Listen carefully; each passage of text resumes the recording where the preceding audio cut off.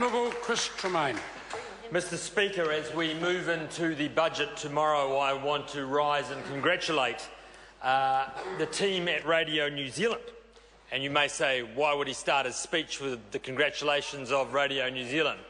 Well, the reason, Mr Speaker, is that Radio New Zealand appeared for their financial review before the Commerce Committee last week.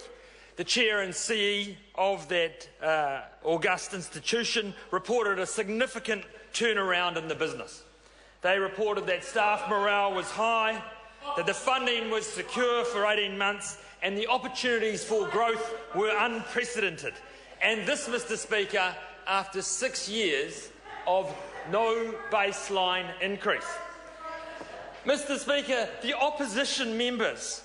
the response from the opposition members to that improvement in Radio New Zealand was revealing. They were simply incredulous. How could one of their favourite organisations be in better shape after 6 years with no baseline increases? Mr Speaker, that philosophy, that approach to businesses goes to the heart of why that side of the House should never, ever take the Treasury benches. Their total philosophy is that the only way we can improve organisations is to spend more.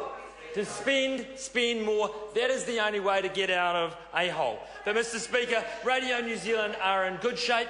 They have transformed from an inefficient bureaucracy to a modern, lean business who have a very bright future. And that, Mr Speaker, is the same that has occurred across the state sector with the policies of this national government.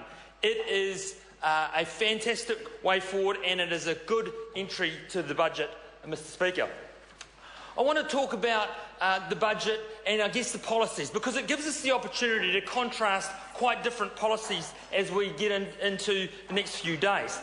Most particular, I want to focus on Mr Cunliffe's approach to getting the unemployment rate down. Because right now, after a recession, significant issues that this government's faced, unemployment rate has reduced from 7.2% down to 6%, and I predict over the next few months will it be into the 5% range. So unemployment is coming down, and it's coming down under the policies of this government. So let's look. His goal is to bring unemployment down to 4%. But it's actually an oxymoron. Labor, policies and low unemployment. And here's just three where we differ quite significantly. The first is a capital gains tax, which the deputy leader stood up just before and said the aim is to take money from the speculative industries and put it into the productive sector of the economy. What they forget to tell you, Mr Speaker, is that they will also tax small business owners. They don't tell you that in the policy, that actually if you're a small business owner, you haven't been in the business for 15 years and your business is worth under $200,000, then you may be exempted. But guess what? Most businesses that employ lots of people are worth a lot more than $200,000, which means they will be subject to a capital gains tax as well.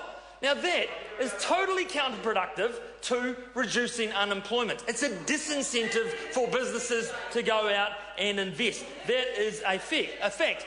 Secondly, the other side of the House want to lift marginal tax rates. They want to tax the higher income earners in this country, the rainmakers, the people that go out and employ people. They want to tax them more. We don't.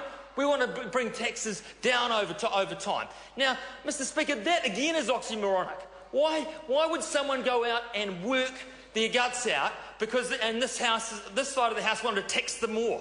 They want to discourage them from going out and employing people. And the last policy I want to reflect on as we lead into the budget is the differences of our unemployment law. We introduced a wonderful policy, the 90-day grievance-free period, which has promoted much employment in this country. That side of the House want to axe it. They want to get rid of it. What is that going to do? It's going to discourage good employers from having to crack at a new employee, encouraging them to come into business. So there's just three policies alone which are totally counterintuitive to their goal of bringing unemployment down to 4%. On this side of the House, we back businesses. We've got to have a strong budget which brings unemployment down. We're going to be back into surplus. It's going to be a fantastic budget, and I'm going to be proud to be part of this party that presents it. Thank you, Mr Speaker. Mr Speaker. Julie Ann Genter. Thank you, Mr Speaker.